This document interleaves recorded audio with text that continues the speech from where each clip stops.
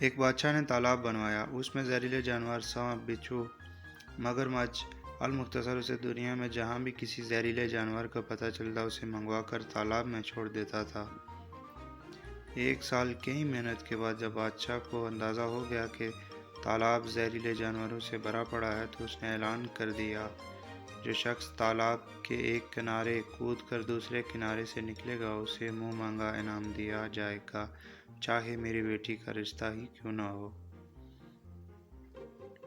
مقررہ دن میں لوگ دربار میں جمع ہونا شروع ہو گئے۔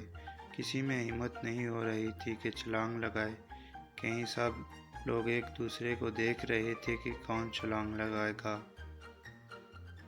اتنے میں تالاب میں دھڑم کی آواز آئی۔ سب لوگ حیران ہو گئے کہ کون اتنا بہادر ہے۔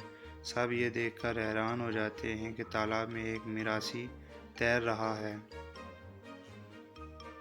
وہاں کبھی سانپوں کی پھنکار سے خود کو بچا رہا ہے تو کبھی مگرمچھ کے نوکیلے دانتوں سے۔ سچ کہتے ہیں جسے اللہ رکھے اسے کون چکھے۔ آخرکار میراثی خود کو بچانے میں کامیاب ہو گیا۔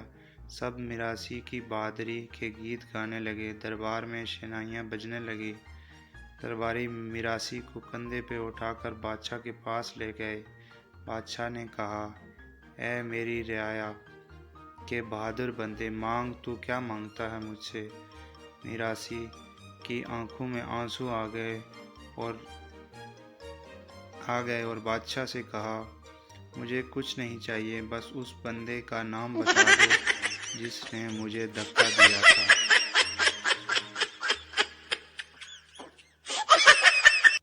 مزید فنی ویڈیوز دیکھنے کے لیے ہمارے چینل کو سبسکرائب کریں، ساتھ میں بیل آئیکن کے بٹن پہ کلک کریں۔